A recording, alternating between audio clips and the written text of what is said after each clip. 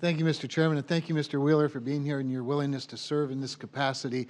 I believe that when you and I sat down and met in my transitional office, I hadn't been appointed to this committee yet, but you were telling me it was the best committee in Congress. And I stand by that. It is the best committee in Congress. I appreciate that. And before I forget, I want to, right up front, also invite you to my state of North Dakota. And you can come in August if you like, but January and February, not quite as cold as Alaska. But you could bring your family and go camping, as you know. All right. And we'd love to have you.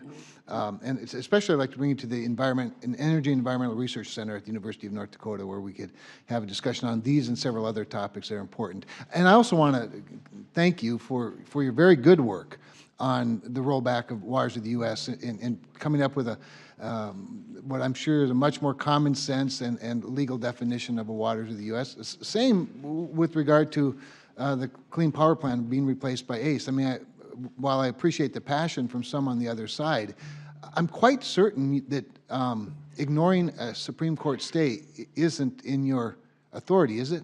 No, it is not. We have to follow the Supreme Court. Yeah, I would think so. So thank you for that. Certainly, I also want to piggyback a little bit on what Senator Ernst was talking about with regard to the year-round E15. That was something that I'd advocated for a long time, and certainly she had, and other, not just advocates of ethanol, but I think, again, as conservatives, we like to eliminate barriers to markets. While some might argue over the RFS or they might argue over the volume set, again, the law is the law. And I think it was an appropriate move, and I congratulate you and appreciate what you and the President did in making that commitment. I want to, with regard to the RFS, you know, there are as many opinions and as divergent opinions in North Dakota, as you might imagine, as there are in this room on the RFS and in what it should do and what it shouldn't do. I would like to ask you, though, what's your professional opinion on what happens in 2022? Because I think sometimes we discuss this issue, you know, past each other without a clear understanding of what exactly the law does in 2022 and what options there are, and what happens if we do nothing. If Congress does nothing by 2022, then the implementation operation of the program would be up to the agency, up to the EPA, and we would have. We could continue the program as is. There's a number of different options we could do. We've not started to look at what we might do in 2022. I know there's legislation, at least in the House, on extending the program further, but we will have to make some decisions as far as what the RFS program looks like post-2022.